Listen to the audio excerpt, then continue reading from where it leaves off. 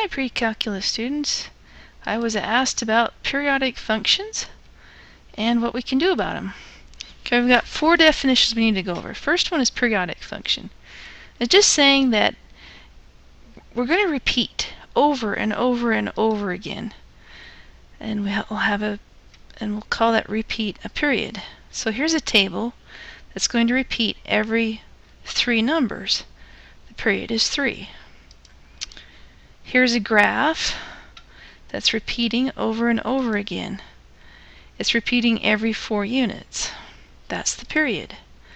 Here's the graph from the beginning. This happens to be repeating every year, so the period is 1 year. Second definition refers to the midline of a graph. You can call it just the average between the top and bottom, or using formula, the max value of your function plus your min value of your function, and then just divide by 2. So if we took this one from before, well, here was our min, here was our max values. Just add them together, get 12, divide by 2, we get 6. Midline is going to be 6 for this. If we look at a function like this, that's repeating every so often, midline is going to be halfway between max and min. If we come back here to the pneumonia and influenza, well, midline's about between 6 and 8%. That was my best guess, so I said it's about 7%. Amplitude refers to how far up we stretch above the midline. So we can just say it's the maximum value minus the midline, or we say, alright, we take the max minus the min and then just divide by 2. So here's the midline, and we just go up for our amplitude. There we go. So we come back here, we'll take our midline and go up about 1, so we went from 7 to about 8. So our amplitude is about 1% of all deaths due to pneumonia and influenza. Frequency is our last definition here. Frequency is just 1 over the period right here. And we're asking how many cycles are going to be in a time period. That'll be how frequent we are. So if we have a graph like this that's repeating, we just said this was 1 time cycle.